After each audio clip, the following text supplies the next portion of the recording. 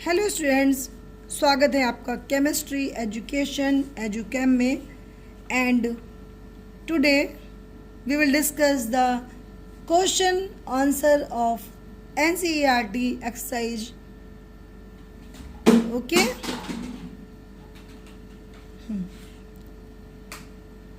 Chapter number 1, matter in our surrounding. This is the question answer. Now first question is convert the following temperature to the Celsius scale. आपको temperature दे रखे हैं दो part में, 293 and 470 kelvin. इनको हमें क्या करना है, सेल्सियस स्केल में कन्वर्ट करना है। ओके, तो क्या करते हैं, सेल्सियस स्केल में अगर हमें कुछ दिया होता है तो हमें क्या करना होता है, केल्विन में अगर हमें किसी चीज़ को चेंज करना है तो Kelvin equals to degree Celsius plus 273। Actual value 273.15 होती है, बस हमें क्या करना है, न्यूमेरिकल वैल्यू 273 लेकर चलते हैं। ठीक, तो आपकी वैल्यू कितनी दे रखी है, 293 केल्विन। आपको चेंज किस में करना है, डिग्री सेल्सियस में, प्लस 273। तो यानी कि degree Celsius equals to 293 minus 273 equals to 20 degree Celsius. Formula याद करना है, kelvin equals to degree Celsius plus 273। तो क्या करेंगे, 273 को अगर इस साइड लेकर आते हैं तो जो केल्विन स्केल में टेम्परेचर था उस स्केल से 273 को माइनस कर देंगे, ये डिग्री सेल्सियस में कन्वर्ट होकर आ जाएगा। This one is the A part, question number 1 का ए पार्ट है। क्वेश्चन नंबर 1 का बी पार्ट। बी पार्ट क्या कह रहा है, व्हाट इज आस्किंग, 470 केल्विन को चेंज करिए डिग्री सेल्सियस में। तो व्हाट इज द प्रोसेस, आपको पता है, kelvin equals to degree Celsius plus 273, degree Celsius plus 273। Now given 470 kelvin equals to degree Celsius plus 273. Then degree Celsius equals to 470 minus 273. How much value is come?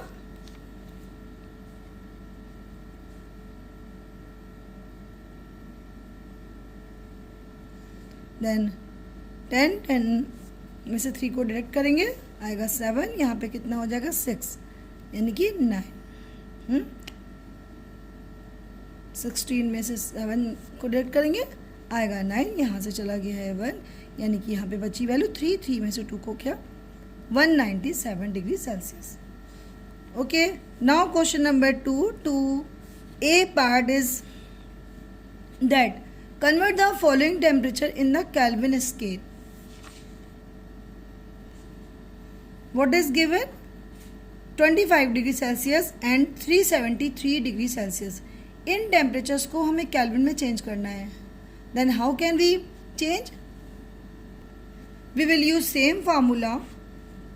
What is the formula, kelvin equals to degree Celsius plus 273।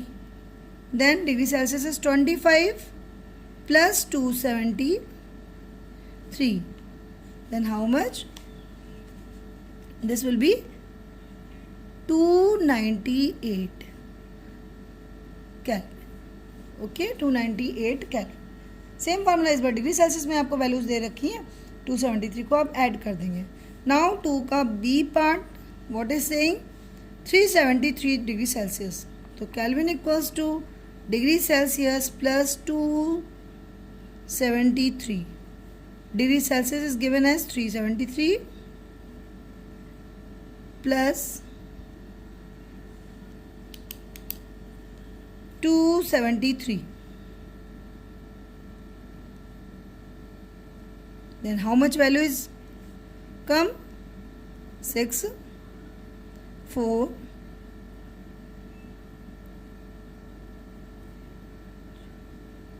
646. Okay, 646 Kelvin. This is now next question, question number 3. This is the theoretical question. Give the reason for the following observation. Naphthalene balls disappear with time without leaving any solid. आपने देखा होगा winters में घरों में छोटी छोटी जो white colour की सॉलिड गोलियां होती हैं उनको हम कपड़ों के बीच में रखकर विंटर्स के कपड़े रख देते है ना. तो जो गोलियां होती हैं वो आप जब नेक्स्ट विंटर के सीज़न में उनको निकालते हैं कपड़ों को तो वो गोलियां नहीं होती वहाँ पर, मतलब वो ख़त्म हो जाती, गायब हो जाती. तो वो कहाँ जाती हैं वो गोलियां? Naphthalene is the solid particle.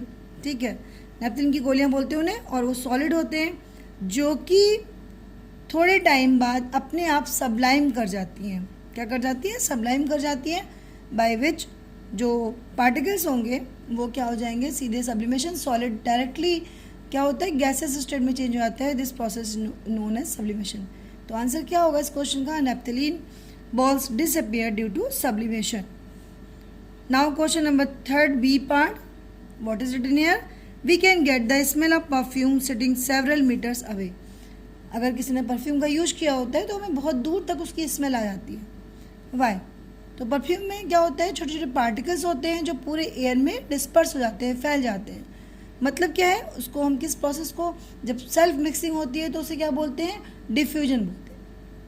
तो परफ्यूम की स्मेल में बहुत दूर तक इसलिए आ जाती है क्योंकि इस यहाँ पर डिफ्यूजन प्रोसेस हो रहा है. परफ्यूम के पार्टिकल्स एयर में जाकर मिक्स हो रहे हैं. This is known as diffusion.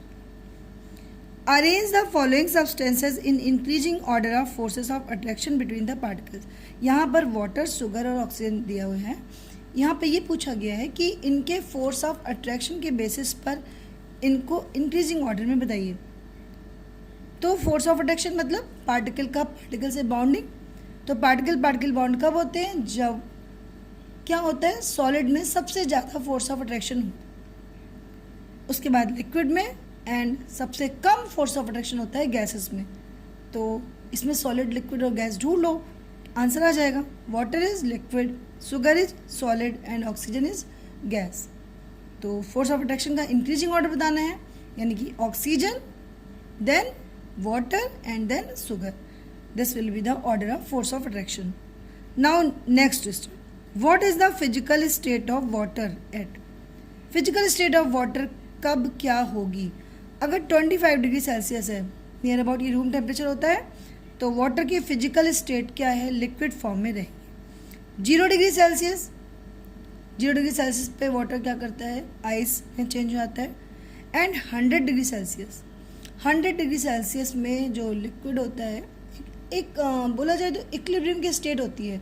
100 degree Celsius वो टेम्परेचर है जिस पर वाटर बॉयल करना स्टार्ट करता है. तो इसके कुछ पार्टिकल्स तो गैसेस स्टेट में रहेंगे, लेकिन ये ट्रांजिशन स्टेट्स मानी जाती हैं. इन पर कुछ स्टेट वाटर की भी लिक्विड फॉर्म में भी रहेगी. ऐसे 0 डिग्री सेल्सियस पे कुछ तो सॉलिड बनते जा रहे हैं और कुछ इसी टेम्परेचर पे लिक्विड फॉर्म. तो both are the transition states. Okay, give 2 reasons to justify.